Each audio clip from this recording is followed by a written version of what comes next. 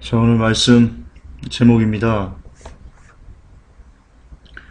우리 신옥주 목사의 메시지, 정상인가? 여러분, 제가 신옥주 목사의 메시지를 성경적인가 라고 하지 않았습니다.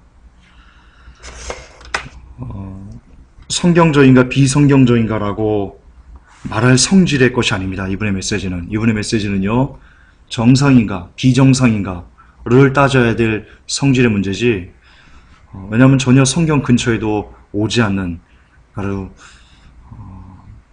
희한한 그런 메시지이기 때문입니다. 저는 이 은혜의 교회의 메시지를 더 이상 오늘을 끝으로 하지 않았으면 좋겠습니다. 그러나 그럼에도 불구하고 제가 오늘 또 이렇게 이걸 끝으로 하려는 이유 중에 하나는요, 여전히 그 신옥주 목사님의 메시지를 듣는 사람들 중에 이 회복교회, 특히 제 메시지를 즐겨 듣는 사람들이 있다는 것을 제가 알기 때문입니다. 그런 소문도 났다고 합니다. 그 신옥주 목사님 그 교회에서 저를 제2의 신옥주다 그렇게 말한다고도 제가 들었습니다. 그 정도로 제 설교를 많이 듣는 분들이 계시기 때문에 그렇지 않다. 그분들에게 드릴 수 있는 최소한의, 제가 할 수 있는 최소한의 양심에 따라서 드려야 될 것을 드려야 되겠다라는 마음이 있습니다. 성경에 보면 한 영혼을 어둠에서 건져내면 하늘에서 별과 같이 빛난다고 그랬는데요. 뭐 하늘에서 별과 같이 빛나는 것 때문에, 그 욕심 때문에 그러는 거 아닙니다. 그냥 제 양심입니다. 이대로 덮을 수 있습니다. 그냥 마무리하고 우리의 길을 갈 수 있습니다. 그러나 어쨌든 이 신옥주 목사님이 회복교회를 상대로 해가지고 너무나 얼토당토하는 말을 하셨고, 그리고 여전히 그분의 메시지를 통해서 전혀 그냥 딱 듣기에도 야, 이거 정상인가 라고 싶을 정도의 그런 메시지가 쏟아져 나오는데도 불구하고 그 안에 있는 성도님들이 큰 소리로 아멘하고 웃고 떠드는 것을 보면서 제 마음에 큰 아픔이 존재하였습니다. 그래서 그분들에게 그냥 신옥주 목사님이 나쁩니다, 이상합니다 라는 게 아니고요, 왜 그분의 메시지가 나쁜지에 대해서 그분이 하신 말을 통해서 제가 증명을 해드리겠습니다. 이게 아마 마지막 여러분에게 드리는, 신옥주 목사님 그 교회에 있는 성도들, 그리고 인터넷을 통해서 신옥주 목사님의 설교를 많이 접하는 사람들에게 회복교에서 드리는 마지막 사랑, 마지막 권고, 마지막 안타까운 외침이 될 것입니다. 은혜의 교회에서 이 이상 반응하지 않는다면, 이후로 이 이상 반응하지 않는다면, 물론 뭐 유튜브를 통해서 여전히 회복교회를 그렇게 비난하고 저를 이놈 저놈 미친놈 막 이렇게 심한 욕설을 하는 것도 제가 직접 들었는데요, 관계없습니다. 뭐 그거보다, 신옥주 목사님 저를 욕하는 것보다 저는 더 많은 욕을 그동안 2년 동안 먹어왔고요. 신옥주 목사님이 저에게 하는 그 욕들은요, 욕 축에도 안 낍니다. 그 정도로는 제 마음의 일말의 동요도 이끌어낼 수 없고요. 그러나 어쨌든 그걸 떠나서 정말 그 성경적이지 않은, 정상적이지 않은 걸로 사람들을 이끌어가는 것에 대해서, 특히 그것을 회복교와 연관 짓는 것에 대해서 그런 것만 없애주신다면 저는 더 이상 이에 대해서 말하지 않을 겁니다. 그리고 바라기는 이 설교가 정말 끝이 되기를 원합니다. 더 이상 은혜의 교회와 어떤 뭐라고 할까요, 관계성을 조금도 남기고 싶지 않습니다. 저는 그럴 시간이 없습니다. 매일 뉴스 분석해서 우리 회복교 성도님들에게 드리는 일도 너무나 벅차고요. 그리고 설교를 꾸준히 만들어서 드리는 것, 그것 두 가지만 하는 것에도 저는 시간이 부족하기 때문입니다. 서두가 좀 길었습니다. 그러면 제가 신옥주 목사님의 설교를 즐겨 듣는 사람들에게 드리는 마지막 저의 외침, 부디 색안경을 잠깐만 벗으시고 고집과 아집과 그동안 여러분이 옳다 했던 것을 잠깐만 내려놓으시고, 과연 저 사람이 뭐라고 말하는가, 잠깐만 귀를 기울여서, 1시간이면 됩니다. 잠깐만 귀를 기울여서 한번 들어봐 주시기를, 그리고 스스로 한번 기도하면서 판단해 보시기를 우리 주 예수 그리스도의 이름으로 부탁드립니다. 시작하겠습니다. 신옥주 목사의 메시지, 과연 정상인가?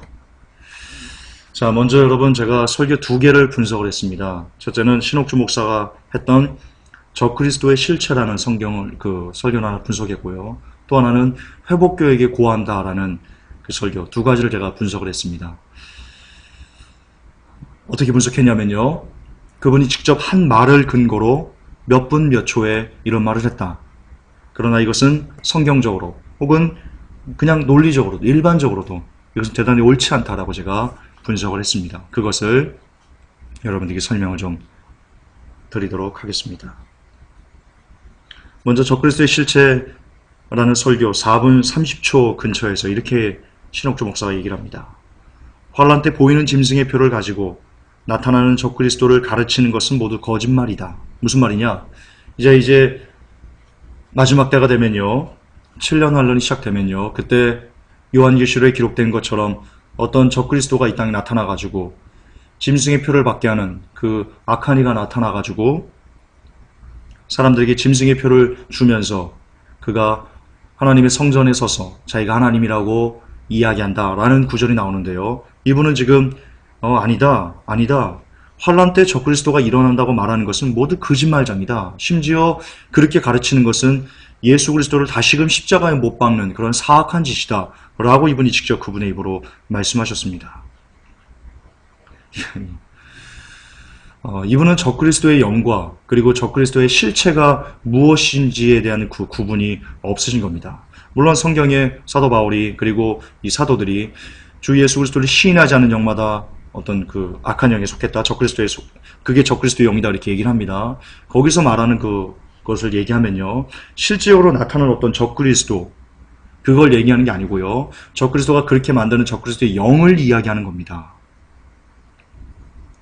이것은 그냥 기독교가 있어온 이래로 계속해서 누구나 다 전했던 얘기입니다. 이것을 거부하는 것은요, 그동안 우리가 전했던 모든 것이 99.9%가 다 거짓말이라고 얘기하는 겁니다. 그리고 0.001%인 신옥주 목사만 오케이, 다 맞아, 모든 생명의 비밀을 다 깨닫는 거야 라고 말하는 것과 여러분 전혀 다르지 않습니다. 따라서 이걸 듣고 아멘한 여러분들은 0.001%의 여러분의 생명을 걸어주신 겁니다.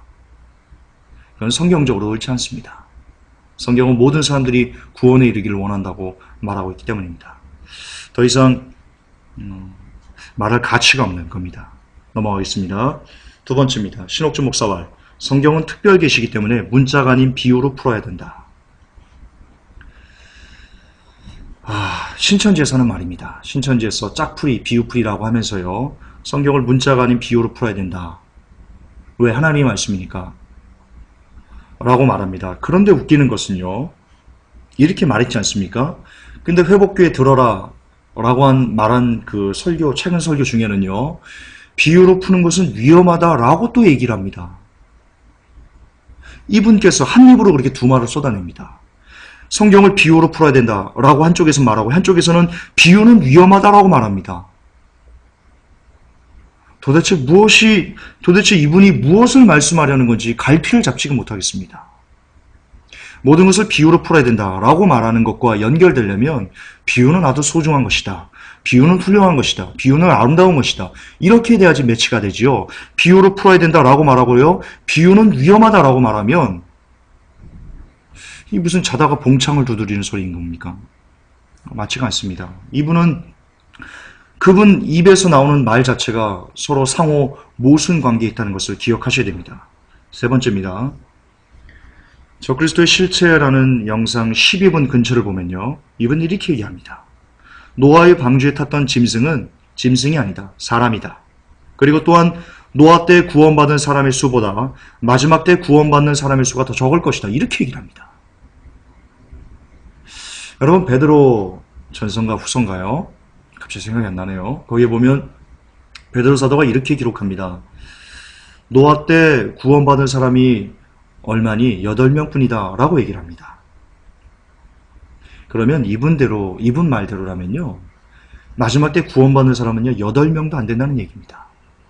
성경에 분명히 구원받는 숫자가 8명이라고 했기 때문입니다.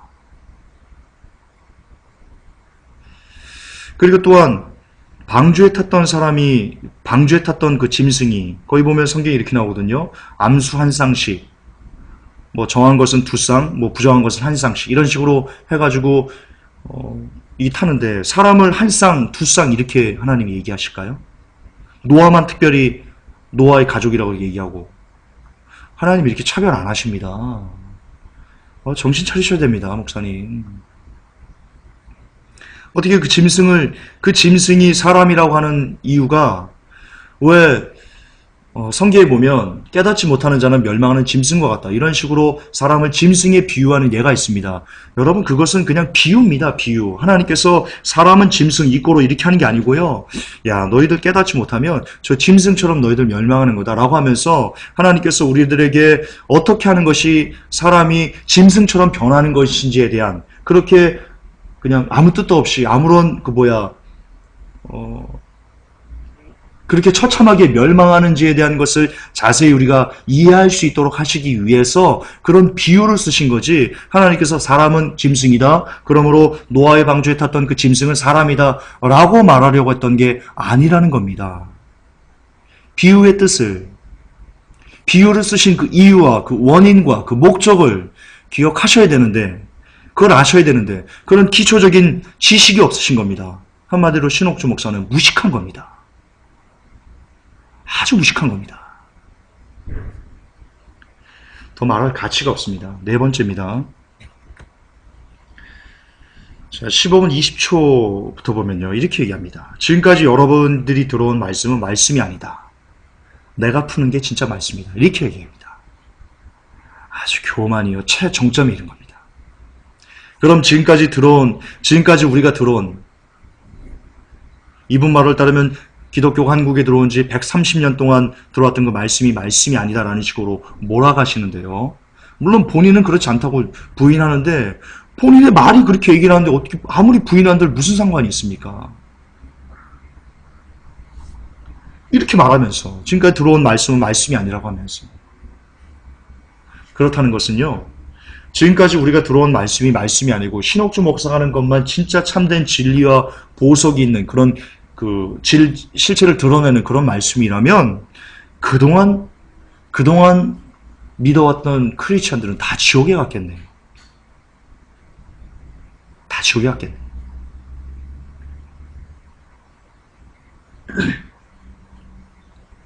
그렇잖아요. 주기철 목사님 지옥 가셨겠네요. 손양원 목사님 지옥 가셨겠네요. 김익두 목사님, 수많은 크리스천들 다 지옥 갔겠네요. 오직 신옥주 목사의 말씀을 듣는 사람들만 천국 가겠네요. 말이 안 되는 겁니다. 19분 15초에요. 신옥주 목사께서 이렇게 얘기합니다. 하나님의 목적은 아들 예수를 드러내는 것이다. 너 천만에 만만의 콩떡입니다. 하나님의 뜻은요, 하나님의 목적은요, 명확하게 나와 있습니다. 요한복음 3장 16절입니다. 하나님이 세상을 이처럼 사랑하사 독생자 예수 그리스도를 주셨으니 이는 저를 믿는 자마다 누구든지 멸망치 않고 영생을 얻게 하려 하심이라. 하나님 아들 예수 그리스도를 드러내는 것이 아니고요, 그분이 죽음으로, 피 흘림으로, 그분의 희생의 대가로 영혼들을 살리시는 것이, 그게 하나님의 목적이셨습니다. 너무나 명확한 목적을 왜 이렇게 자기적으로 푼지 모르겠습니다. 19분 45초에 이렇게 얘기합니다. 예수님께서 귀신 들린 자에게 내가 누구냐? 라고 했더니 군대 귀신입니다. 귀신이 이렇게 얘기했죠. 이 신옥주 목사는 이것이 귀신의 장난질이랍니다. 귀신이 감히 예수님한테 장난질을 칠 수 있습니까? 아니, 예수님의 이 능력을 도대체 어디까지 똥으로 만들어야지 목사님이 이렇게 속이 풀릴 겁니까? 귀신은 예수님한테 거짓을 고할 수 없습니다. 장난질할 수 없습니다. 그리고 또한 여기서 비탈로 이 돼지가 2,000마리나 되는 그 비탈로 내려갔다고 그랬죠. 이 신옥주 목사는요, 그 비탈에 내려가지고 강물에 빠져 죽은 그 돼지가 아니랍니다. 돼지입니다. 돼지. 돼지가 아니라고 그렇게 막 이상하게 비유를 풀면요, 돼지입니다. 꼭 기억하십시오. 당신의 영혼이 돼집니다. 정신 차리세요. 27분 30초 이렇게 얘기합니다. 초대교회 때 순교자들이 순교한 이유는 하나님께서 상급을 주시기 위함이었다. 여러분, 초대교회 때 우리 크리스찬들, 우리 믿음의 선배들이요, 히브리서 보면 짐승의 가죽을 뒤집어 쓰고 개에게 짐승에 물려 뜯겨 죽고 톱으로 켜서 죽고, 네로 같은 경우는 막 인간 봉화로 만들어 죽고, 그렇게 너무나 처참하게 예수 그리스도라는 이름 때문에 그렇게 죽었습니다. 근데 하나님께서 그렇게 처참하게 그들을 죽이셨다고요? 하나님이 그렇게 하신 거라고요, 일부러? 상급을 주기 위해서? 상급 따위를 주기 위해서?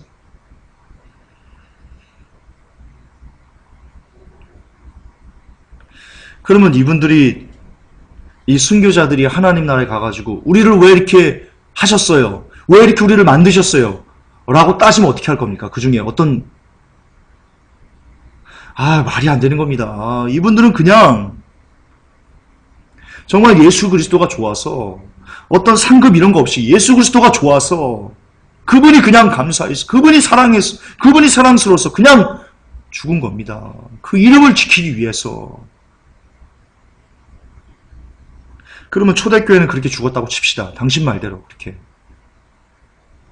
그럼 나머지 중세시대나 지금 올라오면서 로마 카톨릭에 의해서 6,800만 명이 죽었습니다. 그들도 다 하나님께서 상급 따위를 주기 위해서 그렇게 가차없이 고문 가운데 눈물 골짜기로 던져 넣으신 겁니까?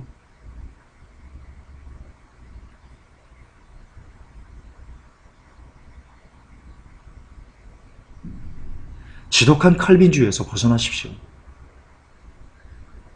전적 무능력 이렇게 얘기하던데요.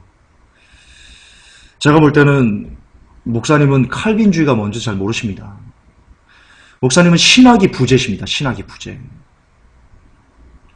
국어 실력도 부재고요. 신학도 부재고요. 성경 해석도 부재입니다. 총체적으로 목사님은 문제가 있습니다. 정신 차리셔야 됩니다.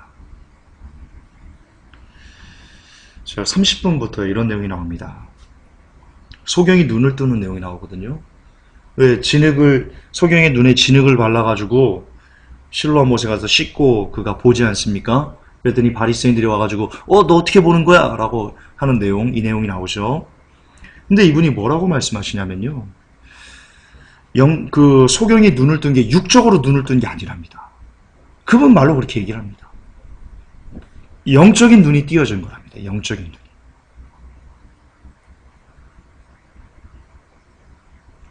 그렇게 해석할 성질이 전혀 안 나옵니다. 전혀 안 나옵니다. 그냥 이분의 자기적인 해석일 뿐입니다. 이거는 복음이 아닙니다. 이건 신옥주 복음입니다. 신옥주 복음. 정말입니다. 신옥주 복음입니다. 성경적인 복음이 아닙니다. 육적으로 눈을 뜬 겁니다. 이걸 어떻게 변증을 해요? 어떻게 변론을 해야 돼? 육적으로 눈 뜬 사람에게 당신 어떻게 육적으로 눈 떴어? 정말 육적으로 눈 뜬 거 맞아? 뭐라고 대답하겠어요? 그 사람, 육적으로 눈 뜬 사람이. 뭐라고 대답하겠어요? 대답할 말이 없는 거예요. 내가 육적으로 눈 뜬 걸 보면서도 너 육적으로 눈 뜬 거 맞아? 라고 말하는 게요, 어떻게 대답할 말이 없는 거예요, 저분이. 정신 차리셔야 됩니다. 또요, 더 웃긴 게 있습니다. 29분 50초부터 계속 쭉 보시면요, 눈뜬 소경의 부모님이 자식을 알아보지 못했다. 이 신옥주 목사의 말입니다. 눈뜬 소경의 부모님이 자식을 알아보지 못했다. 왜냐하면 부모들이 영적으로 눈을 뜨지 못했기 때문이다. 그러므로 영적으로 눈을 뜬 사람만 모든 것을 알아볼 수 있다라고 얘기합니다. 여러분, 성경에 이런 구절이 나옵니다. 저가 어떻게 눈을 떴는지 우리는 알지 못하겠습니다. 저가 장성하였으니 저에게 가서 물어보시오. 라는 구절이 나옵니다. 그걸 갖고 이렇게 해석하는 겁니다. 부모도 못 알아본다. 내 자식이지만 못 알아본다, 눈 뜬 것을. 그게 그 말입니까? 성경에 뭐라고 나옵니까? 그 부모가 그렇게 말한 것은 유대교에서 출교될까봐 그것이 두려워서 저가 장성하였으니 저희 가서 물어보라 라고 말한 것이다 라고 그렇게 뒤에 나옵니다. 이게 얼마나 어이없는 해석입니까? 얼마나 어이없는. 있을 수가 없는 성경 해석입니다. 있을 수가 없는. 죄송하지만 이렇게 신옥주 목사가 한 걸 갖고요. 여러분 근처에 혹시 여러분이 사는 곳에 교회가 인구로 제법 많지 않습니까? 한 50군데 목사님들만 찾아갔어가지고요. 내가 아는 어떤 목사님이, 여러분 목사님이라, 담임 목사님이라 얘기하면 큰일 납니다, 여러분. 그러면 2단이라고 빨리 빠져나오라고 지금 당장 여러분 2단 개종교육 받으실 겁니다. 그러니까 여전히 신옥주 목사님 교회에 눌러있고 싶으신 분들은요, 우리 목사님이 그랬는데요 라고 하지 말고요, 내가 아는 어떤 목사님이 그랬는데요 라고 하면서 한 50군데만 다니면서 이 해석 어떻게 하는 거냐고, 이렇게 소경이 이걸 영적으로 푸는 것이 옳으냐고 맞냐고 한번 물어보시기 바랍니다. 상담해 보시기 바랍니다. 50명의 목사님이랍니다. 50명 다 100% 그렇게 얘기할 겁니다. 이거 육적으로 눈 뜬 거죠, 이거. 이걸 뭐 말해 뭐 합니까? 이게 무슨 논쟁거리가 됩니까? 한번 해보십시오. 말도 안 되는. 9번째입니다. 44분 15초에 이렇게 얘기합니다. 신옥주, 솔직히 목사라고 제가 말씀드리는 것이 좀 부끄러운 분이기 때문에 제가 여사라고 좀 지칭을 했습니다. 양해해 주십시오. 이분은 목사라고 불려서는 안 되는 분이시기 때문입니다. 제가 만약에 여전히 신문사, 그리고 기독교 신문사 제가 기자였으면요, 만약 제 눈에 제가 목회를 하지 않고 그때 제 눈에 이분이 띄었으면요, 제가 이분이 어떤 분인지부터 해가지고 교단이 어딘지 해가지고요, 그 교단 찾아가지고 총회장을 만나서 제가 인터뷰를 하면서요, 여러분 교단에 이런 목사님이 있는데요, 이 목사님이 이렇게 설교하대요, 이거 가만두셔야 됩니까? 라고 제가 총회장을 만나서 이야기했을 겁니다. 이거 제재해야 되지 않습니까? 설교 이렇게 하는데 라고 제가 그 교단의 총회장 목사님을 만나서 인터뷰해서 제가 아마 그만두도록, 이런 미친 짓을 그만두도록, 이런 미친 설교를 그만두도록 제가 이야기했을 겁니다. 그러나 지금 제가 그럴 자격이 없기 때문에, 제가 교계신문 기자의 옷을 벗은 지 아주 오래됐고 그럴 자격이 없기 때문에 제가 가만히 있는 거죠. 아니면 제가 저희 선배들 통해서 한번 알아보라고도 할 수 있을 겁니다. 후배나. 이렇게 설교하면 안 됩니다. 교단이 이렇게 설교하는 것을 가만두고 있으면 안 됩니다. 그 교단도 이상한 교단입니다. 이건 2단 판명 나야 됩니다. 교단 자연에서. 교단 차원에서 2단 판명 나야 됩니다. 어쨌든 신옥주 여사가 목회자들이 설교 때 여러분은 하나님은 사랑이십니다 라고 이렇게 목사님들이 설교하시죠. 이게 잘못됐습니까? 하나님은 사랑이십니다. 성경에도 하나님은 사랑이시다 라고 나온 것을 그대로 하나님은 사랑이십니다 라고 얘기하는데, 이분은 뭐라고 하냐? 그렇게 말하는 것은 그냥 방언하는 거랍니다.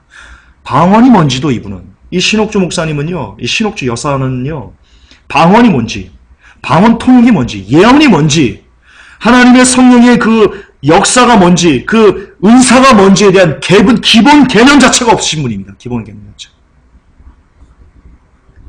하나님은 사랑이십니다라고 말하는 게 방언입니까? 어떻게 이걸 듣고 아멘하고 있어야 됩니까, 여러분들은? 여러분들도 정신이 없는 겁니다. 은혜의 교회 성도 여러분.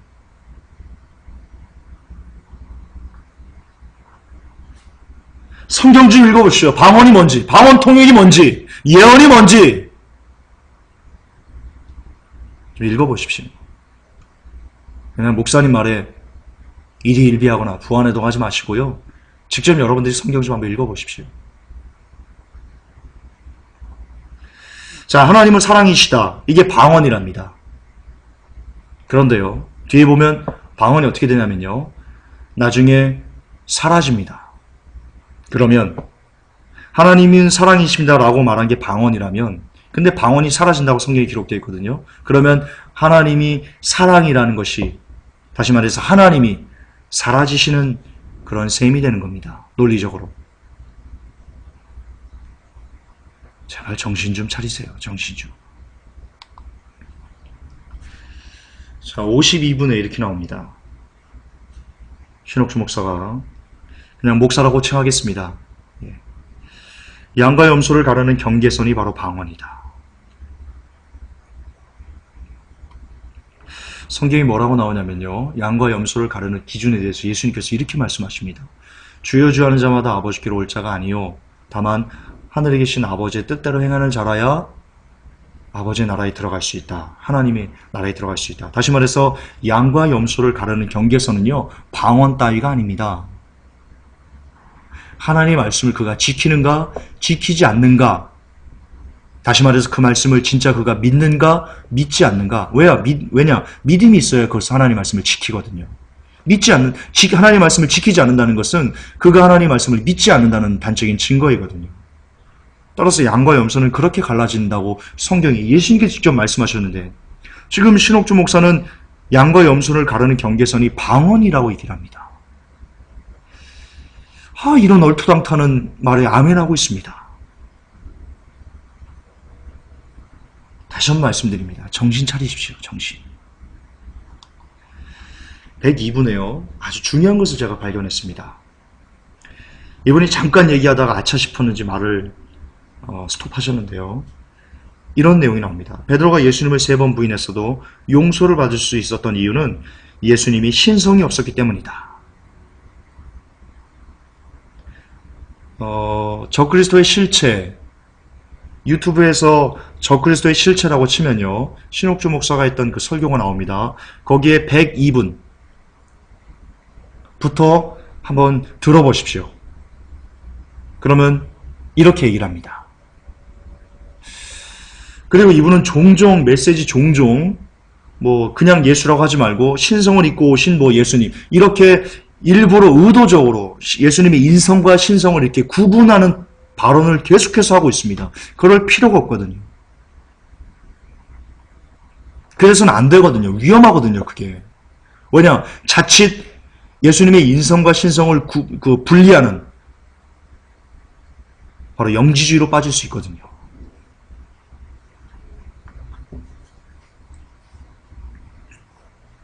이건 굉장히 위험합니다.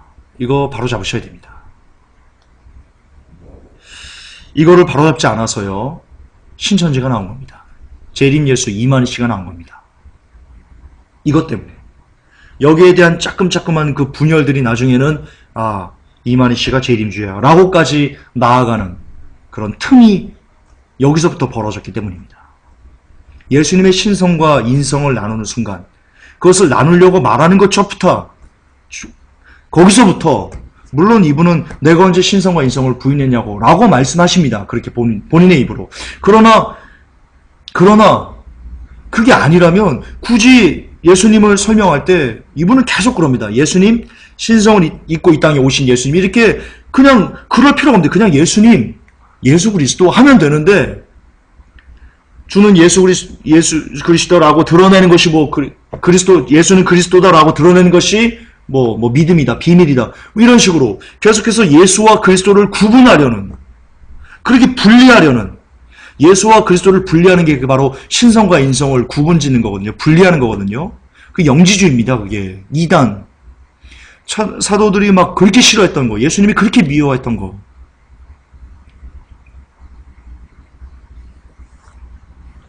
근데 지금 이분이 그것을 영지주의 비슷하게 지금 설교를 하고 있는 겁니다. 어디서 이걸 배워왔을까요? 어디서 도대체? 신학교에서 이런 거 안 가르치거든요. 신학교에서 안 가르치거든요. 성경에서도 이런 거 안 가르치거든요. 도대체 어디서 배우셨을까 이런 걸? 이런 쓰레기를.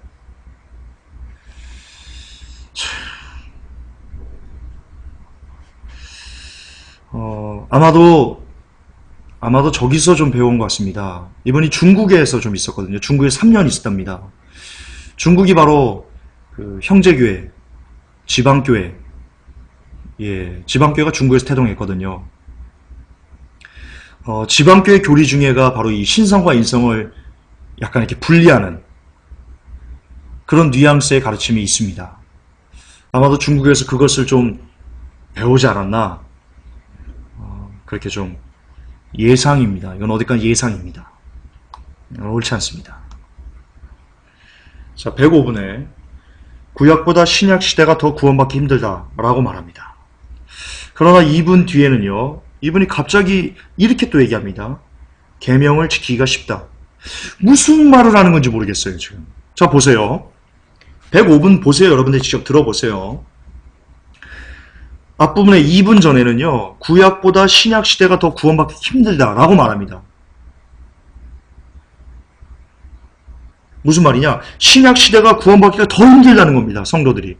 그런데 그 말을 하고요, 2분도 안 돼가지고요, 계명을 지키는 것은 쉽다라고 얘기를 합니다. 계명을 지키는 것이 쉽다라는 것은 우리가 구원받는 것이 쉽다라는 말과 같습니다. 다시 말해서 이분은 지금 2분 전에 자기가 무슨 얘기를 했는지를 모르시는 겁니다. 한마디로 그냥 나오는 대로 그냥 내뱉는 겁니다. 나오는 대로.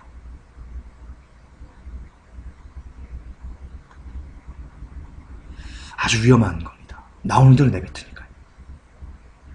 말은 그렇게 나오는 대로 내뱉으면 안 됩니다. 특히 설교인데요. 영혼들에게 주는 설교인데요.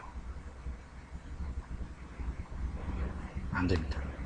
112분에 결국 이 신옥주 목사께서는 이 말을 하고 싶어서 마지막 때 적그리스도가 나타난다고 말하면 거짓말이라고 하는 거였습니다. 뭐라고 말했냐면요. 그분이 112분에 이렇게 얘기했습니다. 7년 환란 전에 휴거된다는 것은 거짓말이다. 제가 7년 환란 전 제가 글을 피곤해가지고 못 썼는데요. 여기서 제가 잠깐 말씀을 좀 드릴게요. 다니엘서에 보면 되게 길어지는데 다니엘서에 보시면요. 7일가 나옵니다. 마지막 멈췄던 7일에 그때 적그리스도가 나와가지고 활개친다고 나옵니다. 그 한 일에가 7년입니다. 그래서 7년 환란이라는 근거가 거기서 나오는 거고요. 왜 7년 환란 전에 휴거가 되냐? 성경에 보면 그 계시록 3장에요. 빌라델비아 교회에게 이렇게 얘기합니다.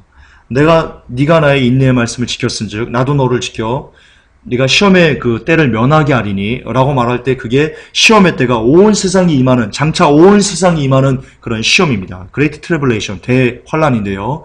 그게 오기 전에 빌라델비아 교회를 그 환란을 면하게 해준다. 그 환란에서 빼내준다. 오기 전에 그 환란이 오기 전에 빼내준다 라고 말합니다.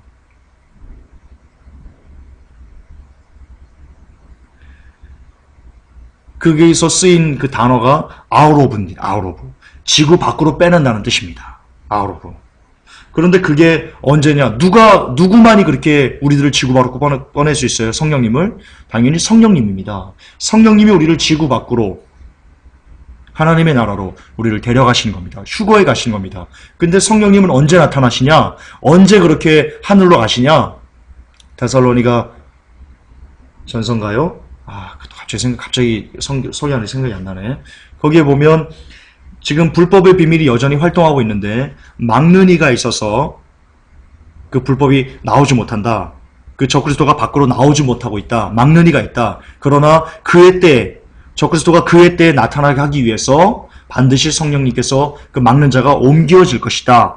라고 나옵니다.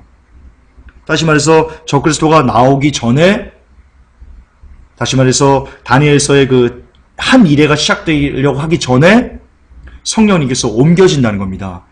그게 성령님께서 옮겨진다는 것이 바로 요한계시록 3장 빌라델비아 교회가 큰 환란을 면하게 해준다라는 말과 같은 겁니다. 그러므로 7년 환란 전에 휴거된다고 말하는 것은 성경적입니다. 거기서 말하는 나팔 소리와 마지막 천상의 호령 나팔 소리와 계시록에서 말하는 그 나팔 소리가 다릅니다. 왜냐하면 데살로니가 전후서를 여러분 묵상해 보시면요. 이 휴거가 일어나기 전에 어떨 때 휴거가 일어나면 사람들이 평안하다 안전하다 할 그때 휴거가 일어난다라고 이 사도 바울이 얘기합니다. 그런데 요한계시록의 마지막 나팔 때는요. 막 그 세상이 막 어그러지고 막 전쟁 나가지고 막 사람 죽고 막 밀 한 대 보리석 대 막 사람들 굶주리고 빼짝 꼴고 막 이렇게 환란이 엄청나게 일어난 다음에 마지막 나팔입니다. 다시 말해서 데살로니가 전서에서 얘기한 마지막 나팔 때 호련이 변화되는 것과 계시록에서 말하는 그 마지막 나팔이 다릅니다. 지금 그 나팔 때문에, 계시록에서 말하는 그 나팔 때문에 야, 휴거는 환란 전에 있는 게 아니고 휴거는 마지막 환란 중간이나 환란 끝에 이렇게 있는 거다라고 해석하는 겁니다. 제발 성경 좀 통으로 좀 읽어보십시오. 그 나팔이 그 나팔이 아닙니다. 그 짝이 아닙니다. 그럼 어쨌든 이 적그리스도가 나타난다고 말하면 거짓말이라고 말하는 그 이유가 바로 이 7년 환란전에 휴거된다는 것은 거짓말이다 라는 것을 이야기하기 위해서라고 저는 이해를 했습니다. 자, 이제 두 번째 설교입니다. 좀 빨리 나갈게요. 신옥주 목사가 회복교회에 전하는 메시지라는 설교가 있습니다. 그 설교에서요, 24분에 이렇게 얘기합니다. 신옥주 목사와 비유로 말한 이유가 있다. 예수님께서 비유로 말한 이유가 있다. 보아도 못 보니까 비유로 말한 것이다 라고 얘기를 합니다. 이게 얼마나 웃기는 거냐면요. 자, 예수님께서 비유가 아니면 말씀하지 않으셨다. 제가 그것도 한번 말씀드렸죠. 예수님께서 비유가 아니면 말씀하지 않았다라는 것은요, 그 안에 그 천국 비밀을 말하는 그걸로 이렇게 국한 지어야 됩니다. 왜냐면 그 후에 예수님께서 다 비유로 말씀하셨나요? 아닙니다. 다 그냥 일반 문자로 말씀하신 겁니다. 그러면 그것을 일반화시켜가지고 예수님이 하신 말은 다 비유다. 창세기부터 요한계시록까지는 다 비유다. 이렇게 말하는 것은요, 아주 심각한 일반화의 오류를 범하시는 겁니다. 옳지 않은 겁니다. 어쨌든 그건 둘째 치고요. 그럼 그 얘기하려는 게 아니고요. 자, 그 부분에서 예수님께서 비유로 말씀하셨다라고 하고요. 이렇게 말씀하십니다. 저희가 보아도 보지 못하고 들어도 깨닫지 못하게 하려 하심이다 라고 나옵니다. 왜? 그들이 마음이 하나님이 없으니까요. 세상이 있으니까요. 하나님께서 그 마음에 세상에 있는 사람들에게요, 이 진주를 돼지에게 던지고 싶지 않으셨던 겁니다.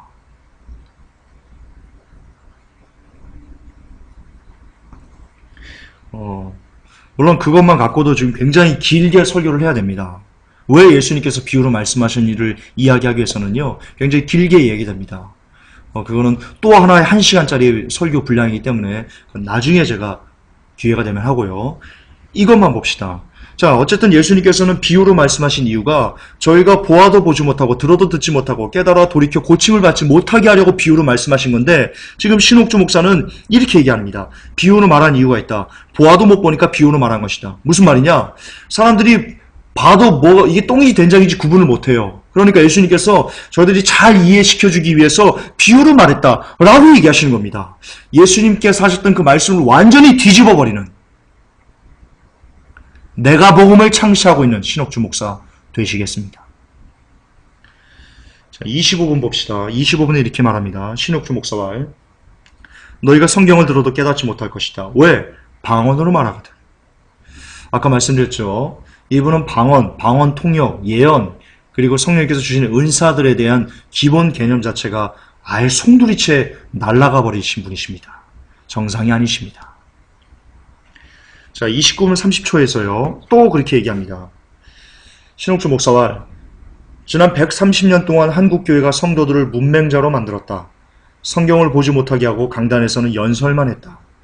자, 이분은 문맹이란 뜻도 모릅니다. 문맹은요, 글자를 읽을 수 없는 사람을 뜻할 때 문맹자 이렇게 얘기를 합니다. 이분은 진짜 국어 실력이 부족한 겁니다.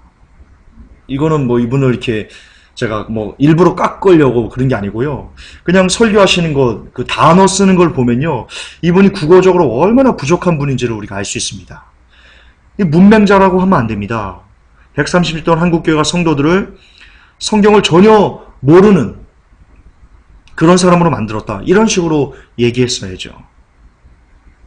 그리고 성경을 보지 못하게 하고 강단에서는 연설만 했다. 그러니까 130년 동안 그냥 모든 사람들을 그냥 다 싸그리 그냥 지옥 보내는 겁니다.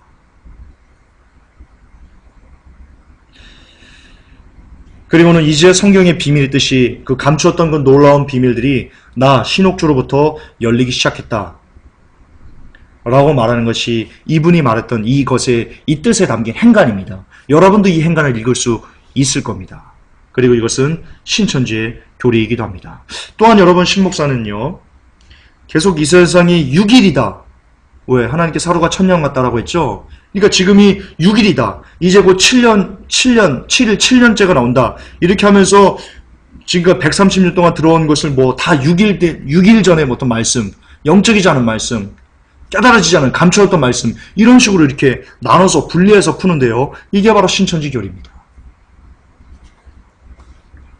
신옥주 목사는 본인이 지금 신천지 교리를 되풀이하고 있다는 것을 아마도 모르는 모양입니다. 그리고 또한 130년 동안 한국교회가 강단에서 연설만 했다면, 목사님들이 연설만 했다면, 그럼 주기철 목사님 뭡니까? 손양호 목사님 뭐고, 김익두 목사님은 뭐고, 이성복 목사님은 뭐고, 신옥주 목사님이 그분들보다 더 위대하다고 지금 스스로 뽐내시는 겁니까? 교만하지 마십시오. 교만하지 마십시오. 31분. 천국은 육체가 살아있을 때 이루어지는 것이다. 이렇게 얘기합니다. 이거 잘 들으면요. 이거 잘못 들으면요. 신천지의 육체 영생, 신인아벨 교리와 매우 유사합니다. 신천지가 지금 왜 그렇게 미친 듯이 포교 활동을 하고 있냐? 제 죽는 줄도 모르고 불나방처럼 뛰어들고 있냐? 이 땅에서 죽지 않는다는 교리 때문에 그렇습니다. 근데 지금 이분 말을 그렇게 얘기합니다. 천국은 육체가 살아있을 때 이루어지는 것이다.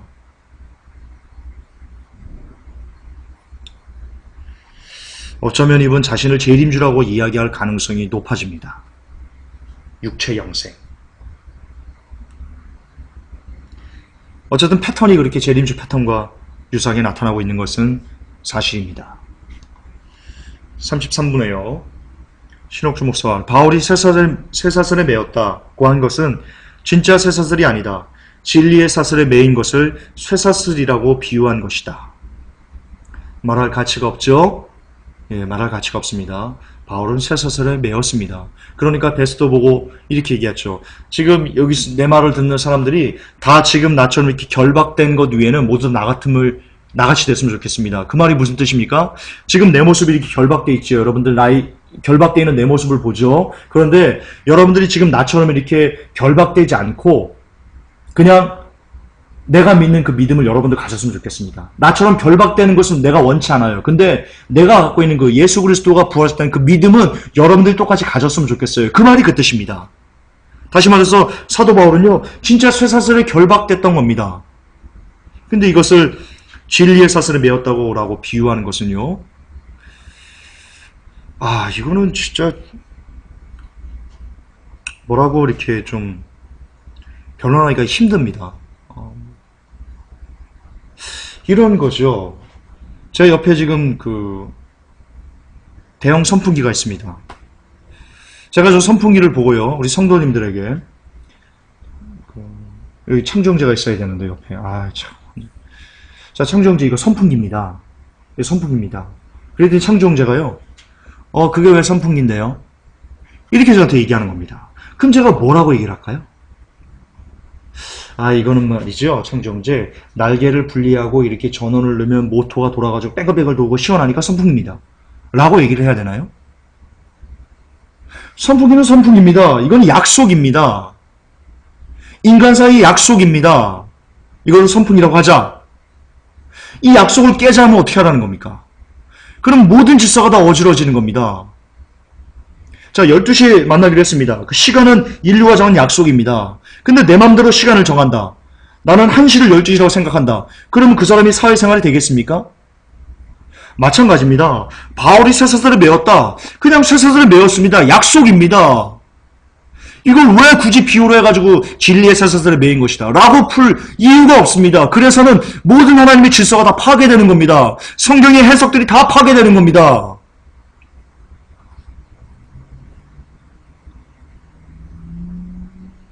이렇게 얘기해도 모르시겠죠? 오늘 교회 성도 여러분들. 아마 모르시겠죠? 모르시더라고요. 안타깝습니다. 너무 안타깝습니다. 자, 거의 다 끝났습니다. 38분 이 시작부터 좀 보시면요. 신옥주 목사왈 잠언서에 내 아들아 내 아들아 이게 누군지 압니까? 택한 자녀들입니다. 잠언 읽어보세요. 그냥 내 아들 얘기하는 겁니다. 이런 겁니다. 아들아 내가 이걸 가르쳐 줄게. 아들아 너 여인들 조심해라. 아들아, 너 술 마시지 말아라. 이렇게 해요. 그냥 아들아, 너 이거 해라 라고 말하는 겁니다. 단순하게. 깊은 의미 없습니다. 넘어갈게요. 그러니까 참 이게 이 변론을 제가 하면서도 도대체 뭘 가지고 변론해야 될지 모르겠어요. 그냥 선풍기를 선풍기라고 얘기하는데 아버지를 아버지로 불러야 되는데 자꾸 아버지라 부르지 말랍니다. 옆집 아저씨라고 부르랍니다. 내 아버지인데 자꾸 이거 선풍기라고 부르지 말고 이걸 피아노라고 부르랍니다. 정신이 이상한 겁니다. 정신이.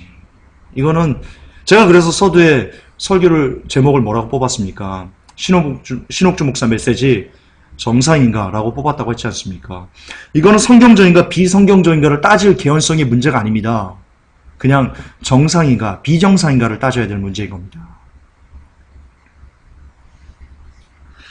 자, 또 하나 42분에 보면요. 신옥주 목사가 하나님께서 남자를 먼저 만들고 여자를 후에 만들었다고 하는데 이것은 거짓이다, 아니다. 이렇게 얘기합니다.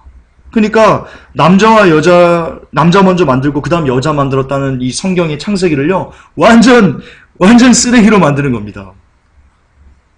뭐라고 얘기하는지 모르겠어요. 그 후에 뭐 여자를 먼저 만들거나 그리고 나서 남자를 만들었다 이렇게 말했는지 아니면 남자 여자를 동시에 창조했다라고 말했는지 그건 잘 모르겠어요. 그러나 성경에는 분명히 아담을 잠들게 하시고 그 옆구리 갈빗대를 빼서 하와를 만드셨다라고 성경에 기록되어 있습니다. 아버지를 아버지로 불러야 됩니다.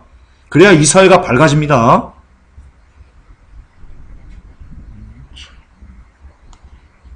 자, 44분에 깨닫지 못하는 자는 멸망하는 짐승 같도다라는 구절을 보고요. 자, 봐라, 사람은 짐승이다 라고 등식화 시킵니다.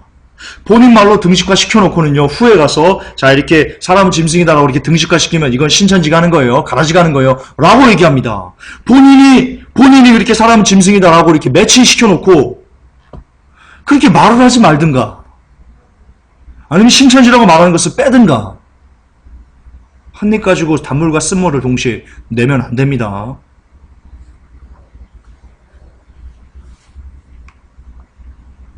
이거는 여러분 구구절이 아닙니다. 제가 아까 잠깐 설명드렸죠. 사람이 듣고도 깨닫지 못하면 야, 저 아무런 지식이 없어가지고 멸망하는 짐승들 봐라. 너희들 저꼴 나는 거다. 저렇게 멸망하는 짐승처럼 너희도 저렇게 멸망한다. 이 뜻이지요. 사람은 짐승이다라는 뜻이 아닙니다.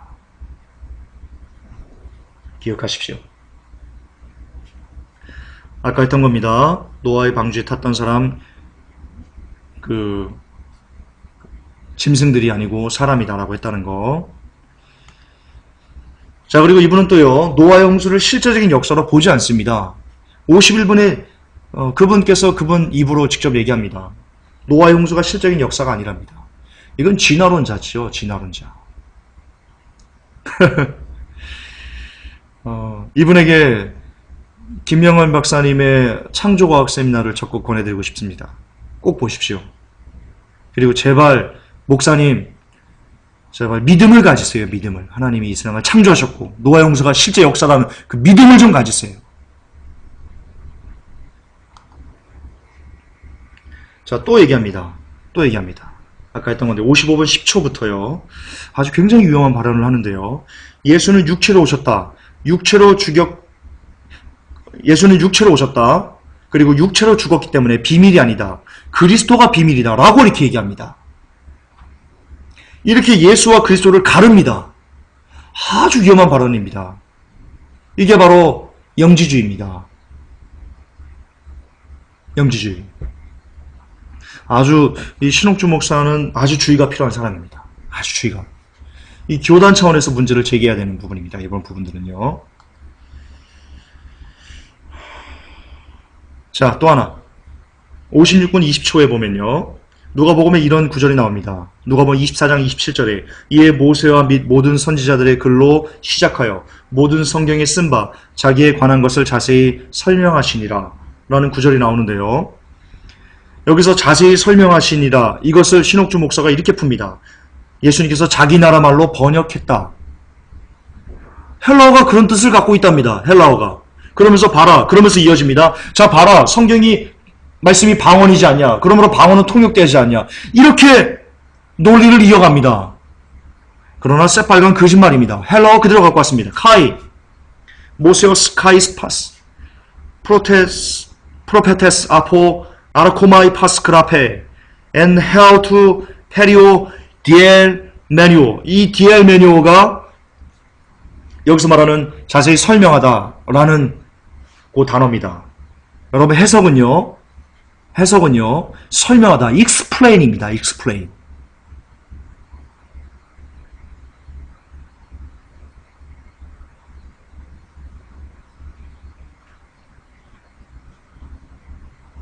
물론 번역하다는 말도 있습니다. 그런 뜻도 있습니다. 그러나 자기 나라 말로 번역하다라는 뜻은 전혀 없습니다. 그리고 70인형이나 그 문맥상 그대로 보면요, 번역하다라고 번역한 예는요 한 군데도 없습니다. 한 군데도. 그 의미는, 그 단어가 그 의미는 갖고 있지만 그 갖고 있는 그 의미가 이 구절에서 번역하다라고 쓰인 것은요, 모든 어떤 전 세계 있는 모든 지금까지 인류 역사상 이걸 번역하다라고 이렇게 해석한 사람은요 신옥주 목사 한 번뿐입니다. 어떤 목회자도, 어떤 신학자도, 어떤 헬라학자도 이것을 번역하다, 자기에 관한 것을 자세히 번역하시니라, 자기 나라 말로 번역하시니라 라고 해석한 역사 이래는 한 명도 없습니다. 한 명도.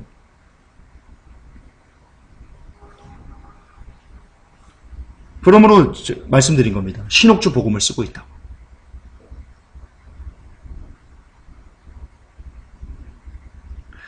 근처에 아는 목사님들이 있으면 찾아가 보십시오. 이 뜻이 헬라어 이것을 보여주고 이 디엘 매뉴어에서 이게 자기 나라 말로 번역하다라는 뜻이 있는지,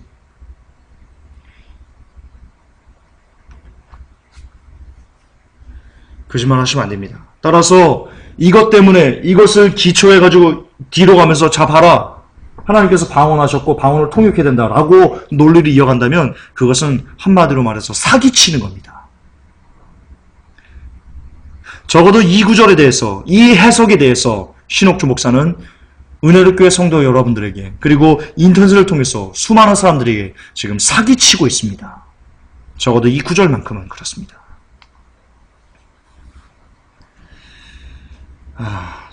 좀 시간이, 자 마지막으로 합시다. 목사가 말씀을 풀어서 성도들에게 주어야지만 말씀을 깨달을 수 있다. 그렇지 않으면 목사가 풀어서 주지 않으면 여러분들은 못 깨닫습니다. 이렇게 얘기합니다. 여러분 이것도 완전 사기꾼입니다. 여러분 성경을 읽을 때 어떤 목사님보다도요 성경을 잘 해석하고 잘 적용하고 삶 속에서 해나가는 성도님들이 아주 많습니다. 대단히 많습니다. 이거는 목사 제일주의, 목사 권위주의를 드높이는 그런 성경 해석입니다.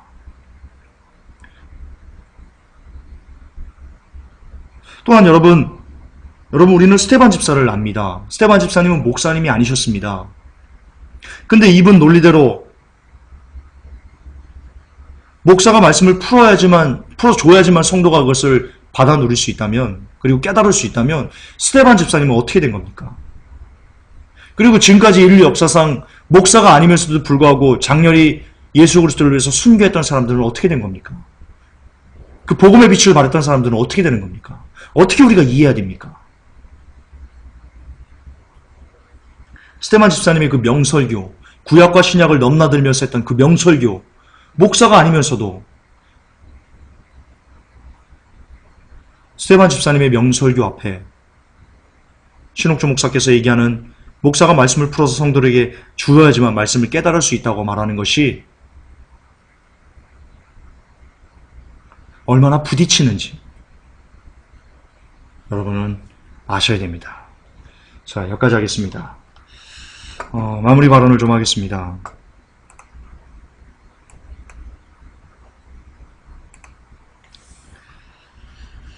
회복교회 성도 여러분, 그리고 메시지를 듣는 여러분들, 그리고 은혜를 교회 성도 여러분들, 특히 은혜를 교회 성도 여러분들은 신옥주 목사께서 회복교회는 들어라 라고 하면서 회복교회가 썼던 글, 그리고 설교에 대해서 반론하는 것을 여러분들이 직접 들으셨을 겁니다.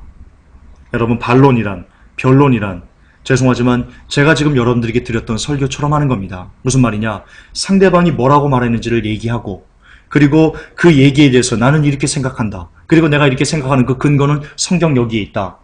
따라서 김관우 전사가 말한 그 얘기는 옳지 않다 라고 말하는 것이 변론의 기초입니다. 그러나 여러분들이 들어서 아시듯이 신옥주 목사께서 회복교회가 들으라고 했던 그 변론 중에 한 번도 김관우 전사가 이렇게 얘기했는데 이것은 아주 아니다. 난 이렇게 생각하고 이거는 어떻게 아니냐면 성경적으로 이렇게 아니다 라고 말한 것을 한 번이라도 들어보신 분 계십니까? 아니 계실 줄 압니다. 왜냐? 그렇게 신옥주 목사께서 설교하지 않았기 때문입니다. 그저 어떤 제시하지도 않고 내가 그렇게 말했어요? 라고 하면서 그냥 일방적으로 막무가내식으로 이해합니까? 자, 이거 이해되죠? 자, 이런 식으로 그냥 두루뭉실하게 넘어가지 않았습니까? 제발 은혜의 교회 성도 여러분들, 정말 이성을 가지십시오. 그리고 정신을 차리시고 한 번만 자존심과 고집과 아집을 내려놓고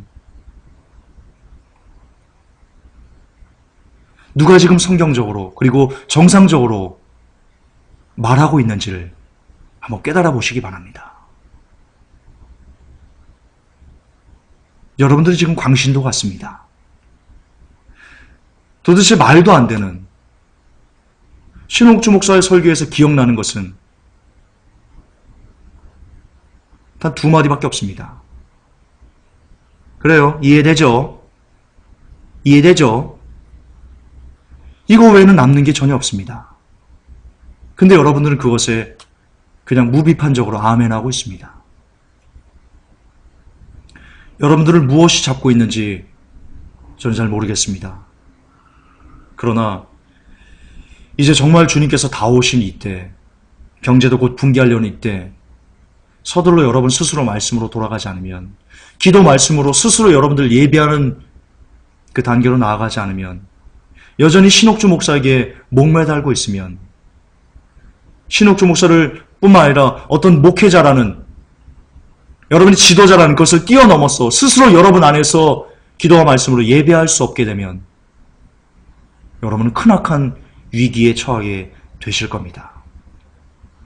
바라기는 이제 신옥주 목사님을 놓아주셨으면 좋겠습니다. 그리고 예수님께로 가셨으면 좋겠습니다.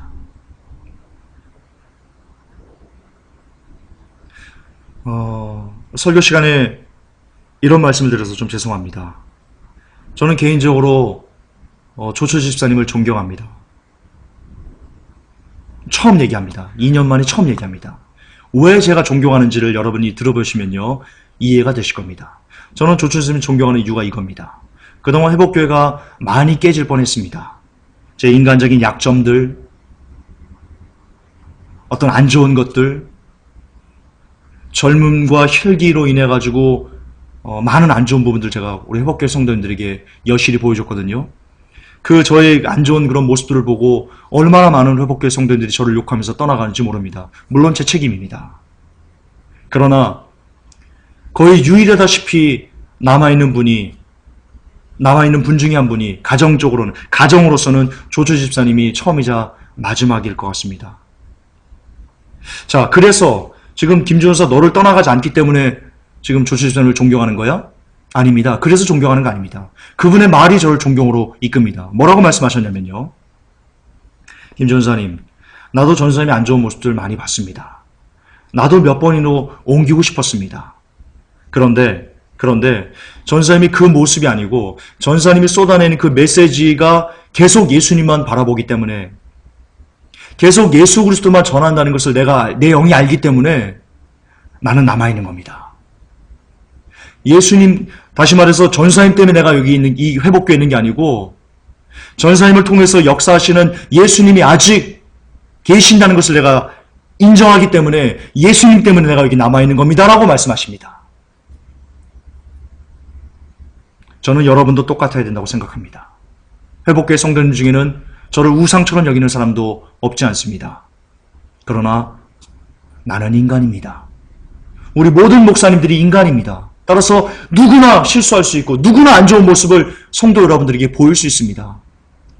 그러나 그럼에도 불구하고 여러분들을 이 교회에 떠나지 않고 붙잡아두는 그 힘은 어떤 목사의 인격적인 이런 것이 아니고 그 목사가 쏟아내는 그 메시지의 중심이 정말 예수 그리스도인지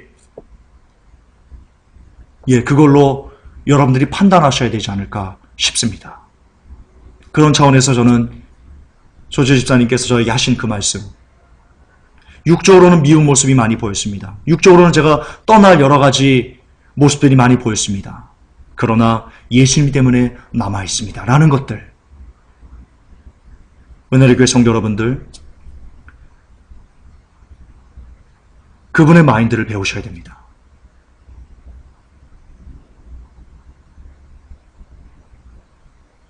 그분의 마인드를 여러분도 배우셔야 됩니다. 그 메시지에, 신옥주 목사의 메시지에 예수 그리스도가 있습니까? 정말 있습니까? 그렇다면 남아 계십시오. 정말 그렇게 믿는다면 남아 계십시오. 그러나 아니라면 오히려 예수 그리스도는커녕 성경을 왜곡하고 변질시키고 여러분들에게 썩은 물을 먹인다는 것이 증명된다면 과감하게 돌아서셔야 됩니다. 그게 여러분도 살고 그리고 신옥주 목사도 살 수 있는 유일한 기회가 될 것입니다. 기도하겠습니다. 하나님,